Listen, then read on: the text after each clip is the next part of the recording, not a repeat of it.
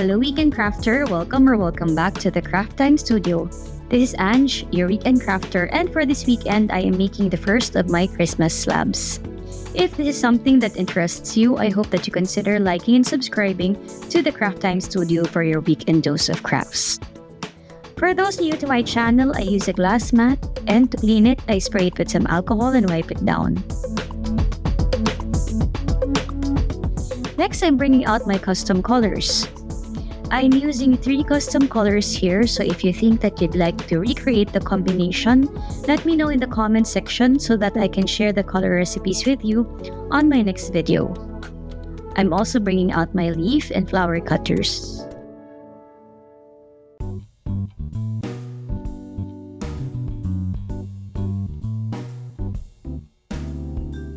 I am using this slab as decor, and I'm covering a matchsticks box with this slab. To be able to make an accurate cut of the rectangle, I measured my matchstick box.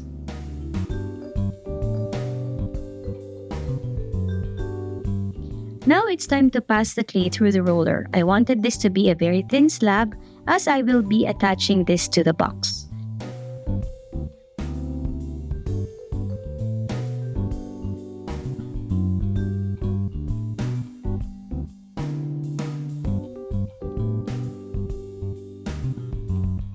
I used the measurements I took to be able to determine what I needed to cut.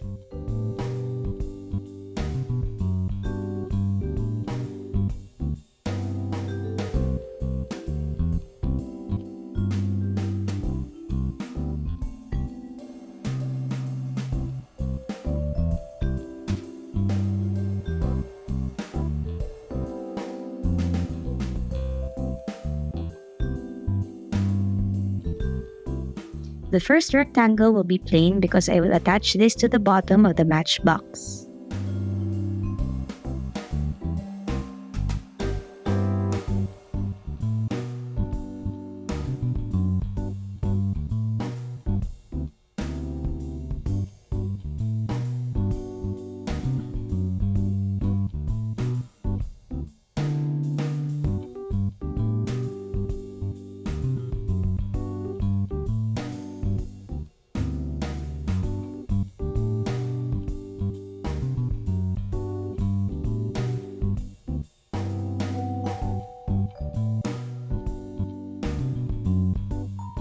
I am rolling out the mint clay again for the number 7 setting. Then, I got some medium grit sandpaper and placed the rough side onto the clay to give it some texture.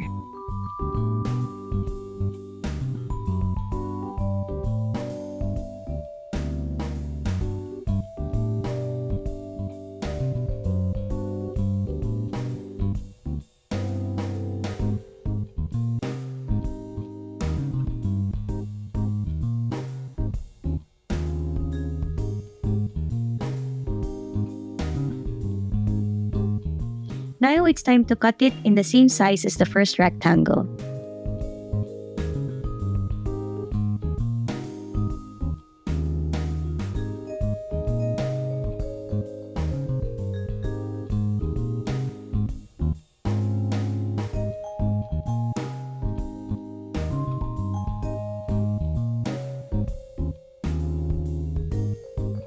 Now that we have the size of the slab, it's time to decorate it.